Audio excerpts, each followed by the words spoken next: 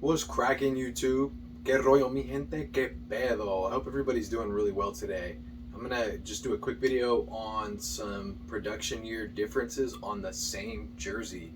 I have an authentic Fernando Valenzuela 2021 production and 2020 production. First difference that you see here is the shade of gray. 50 Shades of Gray, sauce. This shade of gray in the 2021 is darker. I don't know if the camera's picking that up. This is a darker shade. This is a lighter shade. Depending on the lighting, it's going to be really hard to tell with the camera I'm shooting with. Secondly, the polyester on the 2021 is almost like a cool base, see-through, very lightweight polyester, poly knit. Very lightweight, very nice polyester. Moving to the 2020, you have a thicker, heavier poly knit fabric. So this is like reminiscent of what the vintage 80s and 90s Russell MLB jerseys felt like. It was a very heavy, thick, not very breathable polyester. It would make you sweat if you wear this in the summer, especially where I'm at. But that's another huge difference between the production years of this Fernando Valenzuela Dodgers jersey. And lastly, I'm going to show another big one. The 2021, you guys, has the authentic, like on-field Velcro patch. Connects both sides of the jersey. The 2020 production does not have that. There's no Velcro there. So you see that on like the Oakland A's jerseys. You see that on a couple other teams from the 80s on their authentics. Those are the three huge differences between this. These are both made in Vietnam.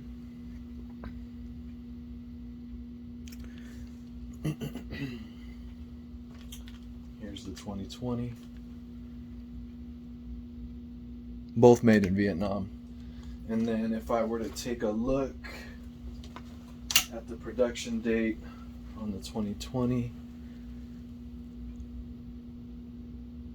it does say spring 2020.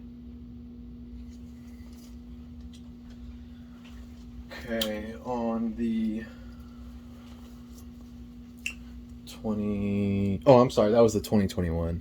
And then on the older production date, spring 2020.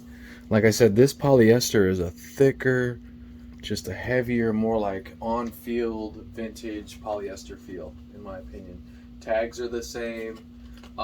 Stitch work is the same. It's a tackle twill, single stitched to the jersey, double stitched onto the twill, single stitch numbers, and then double stitched tackle twill with single stitch to the jersey. So that's all the same.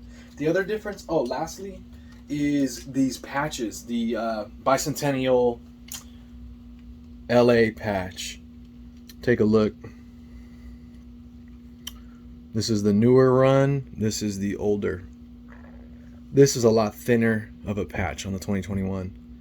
This is a lot thicker base, a thicker stand. Colors are almost identical. This just seems like a little bit heavier of a patch. Maybe you guys can see the difference in sizes there. This has a little bit of a brighter, deeper gym red. This is a duller red on the newer run. So those are just some differences, you guys, on the same jersey but different production years. Lastly, I'm going to touch on a follow-up with my Mitchell & Ness customer service issue.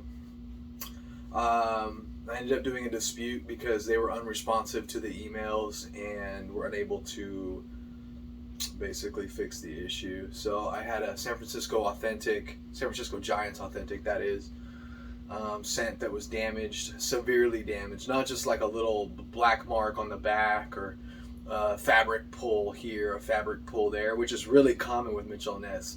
So I know most of y'all don't even care about that stuff. Y'all get the jersey in, you want it in your collection, it's a Mitchell & Ness, and you're good to go.